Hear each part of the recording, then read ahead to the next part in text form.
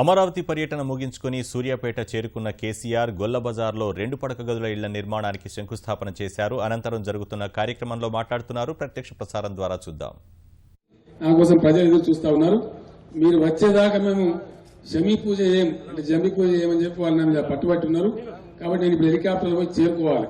చీకటయ్యే ప్రమాదం ఉంటుంది కాబట్టి సన్సెట్ లోపల చేరాలి. కాబట్టి ఎక్కువ సమయం తీసుకోకుండా మరొక్కసారి మీ అందరికీ కూడా మళ్ళీ 10-15 రోజులలో నేను వాపసు వస్తాను.